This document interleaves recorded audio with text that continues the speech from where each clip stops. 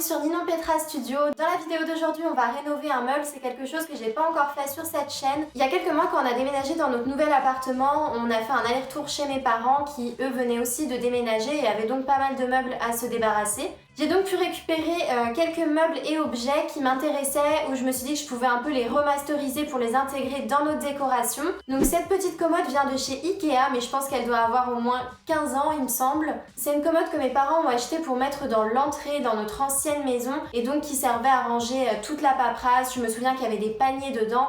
C'est une commode que je trouve plutôt fonctionnelle et assez jolie, mais elle a pris un petit coup de vieux. Elle est un peu datée, un petit peu abîmée aussi sur le dessus. Donc on va essayer de remasteriser ça, de faire quelque chose de plus moderne. C'est un meuble qui ira dans la chambre. Je vous avoue que c'est une des dernières pièces qui manque avant que la chambre soit enfin finie. Ce meuble servira donc à ranger tout ce qui est fourniture de bricolage et également mes fournitures de couture. J'ai vraiment besoin de cacher tout ce qu'il y a à l'intérieur, donc je vais essayer de lui construire des portes. Donc je trouve que le plateau d'origine est très joli, malheureusement il a été un peu abîmé au fil des années. Donc on va venir réparer tout ça et le huiler avec une nouvelle couleur pour lui donner un coup de neuf. Concernant les pieds, j'aime pas du tout le fait qu'ils soient identiques aux meubles, donc on viendra les découper et les changer par des pieds beaucoup plus modernes. Et un détail que j'aime beaucoup sur cette commode, c'est cet effet lambris sur le fond. Donc ça c'est quelque chose que je vais essayer de conserver. Je vous mets tout de suite quelques photos qui m'ont inspirée pour cette rénovation. Donc j'aimerais bien partir sur un style un petit peu éclectique, un peu mid-century moderne. En ce moment en décoration, on voit du canage partout. Donc moi c'est un élément que j'aime beaucoup mais à petite dose. Là pour l'instant j'ai pas encore d'éléments en canage dans la chambre. Donc je me dis que cette commode serait un élément sympa. Ça viendrait apporter un petit peu plus de texture et de profondeur à la pièce. J'ai regardé un petit peu ce qui se faisait chez les éditeurs de meubles et dans les grandes enseignes. Quand on part sur un meuble de grande taille avec des portes en canage, c'est vrai que le prix monte assez rapidement. Donc moi je vous rassure, cette rénovation va être vraiment budget friendly. Donc c'est parti, je me lance dans cette rénovation. Ça devrait me prendre une journée, ça n'a pas l'air trop compliqué. Je sais que je vais juste devoir scier beaucoup et faire pas mal de peinture. Donc on y va.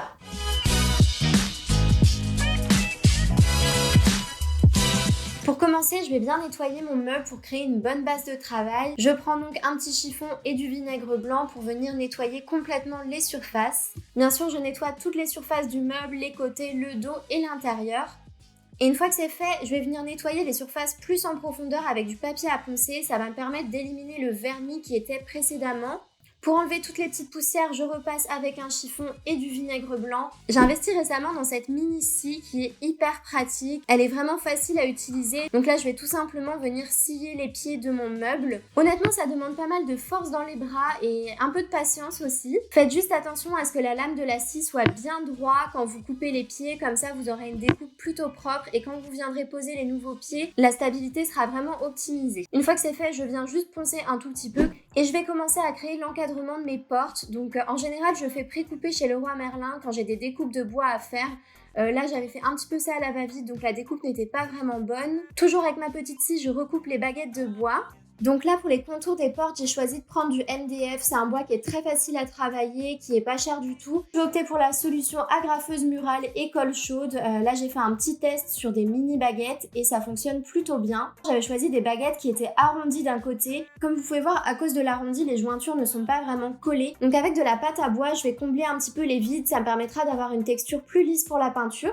J'ai disposé à plat toutes les parties du cadre et avant même de les agrafer, je vais venir mettre un petit peu de colle chaude. Quand je fais des constructions où je suis pas tout à fait sûre de moi, j'aime bien mettre 2 systèmes de fixation, comme ça optimise vraiment la stabilité du meuble et avec ça je suis sûre que ça ne tombe pas. Sur chaque côté, je vais mesurer la moitié de la hauteur, c'est l'emplacement où je viendrai mettre mes baguettes. Dans l'idéal, je voulais pas mettre de baguettes au milieu, je voulais vraiment que ce soit 2 hauteurs remplies de canage. Le problème c'est que j'ai eu beaucoup de mal à trouver du canage et le seul rouleau que j'ai trouvé faisait 45 cm de hauteur, donc forcément ça comble pas du tout tout le vide de mes portes. Donc en créant ces petites baguettes intermédiaires, je vais pouvoir faire des découpes un peu plus précises de mon canage et avoir des finitions plus propres. Je vais remplir les jointures avec de la colle chaude, ça va vraiment me créer une surface supérieure et ensuite je viens couvrir ça avec de la pâte à bois. Moi j'aime bien l'appliquer au doigt pour sentir les aspérités et voir vraiment ce que je fais. La pâte à bois c'est très pratique pour réparer des surfaces abîmées et ça accueille très bien la peinture donc je me fais pas de soucis là-dessus. Un petit coup d'agrafeuse murale pour finaliser l'assemblage des portes et on passe ensuite à la rénovation du plateau en bois. J'aimais beaucoup la couleur initiale de ce plateau mais malheureusement il a été bien abîmé donc avec la même pâte à bois je vais combler les trous. Pour éviter les différences de tonalité j'ai choisi la même couleur pour la pâte à bois que pour le vernis qui va être appliqué dessus. Donc la teinte que j'ai choisie ça s'appelle Wenge, c'est un bois tropical des régions équatoriales d'Afrique. J'aime beaucoup sa couleur profonde et chaude qui se mariera parfaitement avec les autres éléments de la chambre.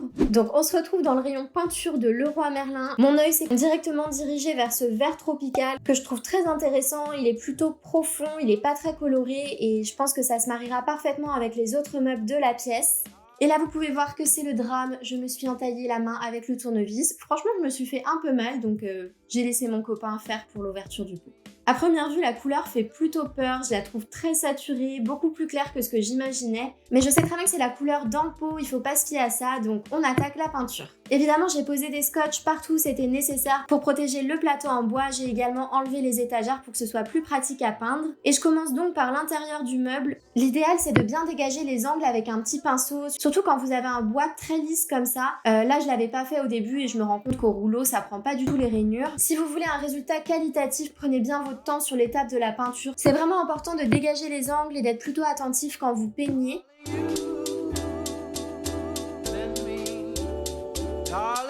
Pour la peinture des portes, j'ai aussi dégagé les angles en premier et ensuite avec le petit rouleau, je peins tout le reste des portes.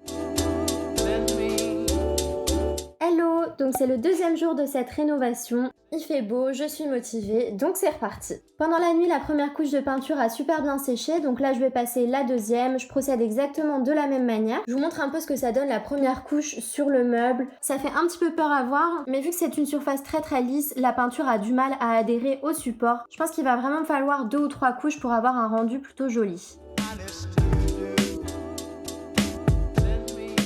Pour le canage, j'ai pas eu vraiment le choix puisqu'en France c'est très compliqué à trouver. Quand je regarde aux États-Unis, je vois qu'ils ont plein de vannes, mais en France on n'a vraiment pas grand chose. Avant d'utiliser le canage, il faut le faire baigner quelques heures dans de l'eau. Ça va détendre et assouplir la fibre et ce sera ensuite beaucoup plus facile à travailler. Pour construire les portes, je vais avoir besoin de mon agrafeuse murale. Donc je place le canage sur l'encadrement des portes et je vais mettre une agrafe de chaque côté. Je pense que c'est l'étape la plus minutieuse de cette rénovation. Il faut vraiment faire attention à bien tendre le canage, mais il faut pas trop tirer non plus car c'est une matière qui est très fragile et qui se détache rapidement. Une fois que la base est posée, je sécurise le tout avec plein d'agrafes, n'hésitez pas vraiment à en mettre beaucoup. Vous inquiétez pas si le canage est pas très bien tendu dans l'encadrement, de toute façon on l'a mouillé auparavant, donc quand il va sécher il va vraiment reprendre sa rigidité initiale. On découpe ensuite proprement les excédents autour du cadre. Et ensuite on attaque les autres parties. J'avais des rouleaux de 45 cm de canage, ce qui n'était pas suffisant pour faire l'intégralité d'une porte d'un seul coup.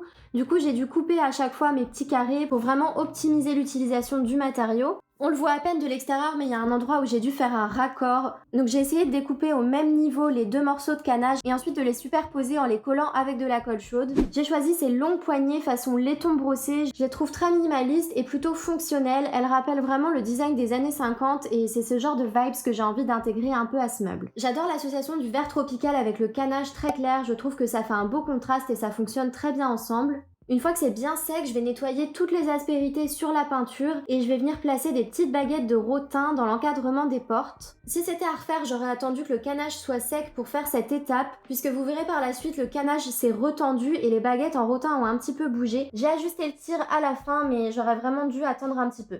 Bon, le pistolet à colle, c'est vraiment mon meilleur ami. Je l'utilise vraiment pour beaucoup de choses. C'est vrai que c'est un moyen d'assemblage qui est très pratique. Et là, notamment sur le rotin, ça marche très bien. Je marque ensuite l'emplacement pour les charnières. Comme vous pouvez voir, j'ai choisi des petites charnières dorées assorties au poignet. Avec ma vis et ma visseuse, je vais faire des pré-trous et ensuite je viens visser complètement la charnière sur la porte. Même chose pour les poignets, je viens marquer l'emplacement où je vais devoir percer.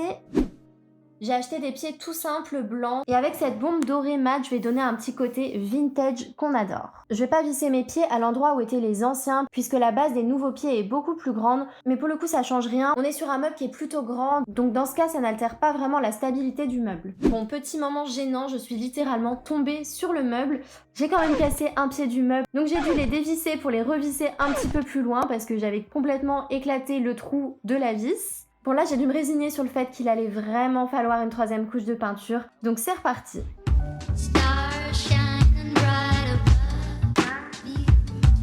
On passe au vernis pour le plateau en bois, donc je vais d'abord passer un petit coup de papier à poncer pour nettoyer les aspérités par-dessus la pâte à bois.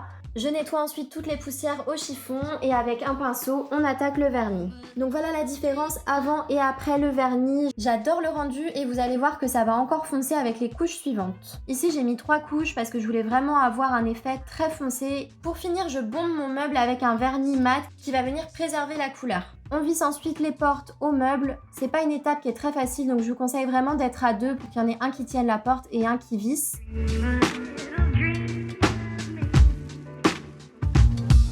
Bon, j'ai adoré travailler sur la rénovation de ce meuble.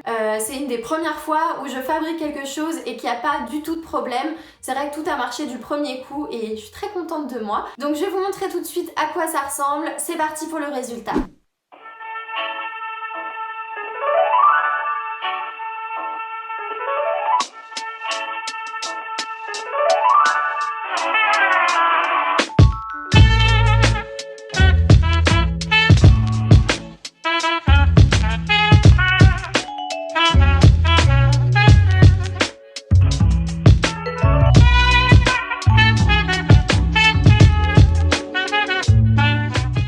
J'aime beaucoup l'association des matériaux entre eux, je trouve que ce vert tropical marche très bien avec le laiton brossé. Au niveau des portes, je trouve que les finitions sont très bien réussies, le canage s'est retendu après séchage et les petites poignées en laiton brossé viennent vraiment apporter un côté haut de gamme à ce meuble.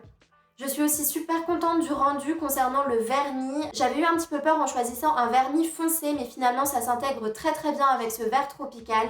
La semaine prochaine, je vous retrouve pour le makeover de cette chambre. C'est une vidéo que j'ai très hâte de poster puisqu'on a beaucoup travaillé sur cette pièce. Bien sûr, il y a eu quelques petits spoils parce que j'ai pas pu m'empêcher de filmer dans la chambre. Donc vous avez déjà vu un aperçu de certains détails de la chambre, mais ne vous inquiétez pas, je vous réserve plein de jolies surprises pour cette pièce. Si ce DIY vous a inspiré et que vous avez aussi envie de vous lancer dans la rénovation d'un meuble, je compte sur vous pour m'envoyer des photos ou des vidéos de vos réalisations et je les partagerai avec plaisir sur mes réseaux.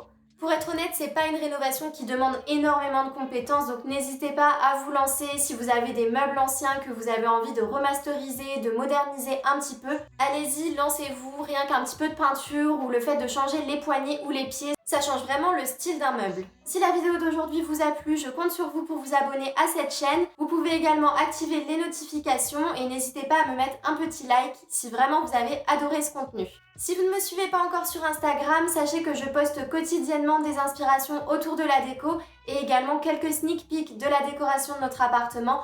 Donc je vous remets le lien en barre d'infos. J'ai déjà hâte de vous retrouver la semaine prochaine pour le makeover de la chambre. En attendant, je vous souhaite une très bonne semaine et à bientôt.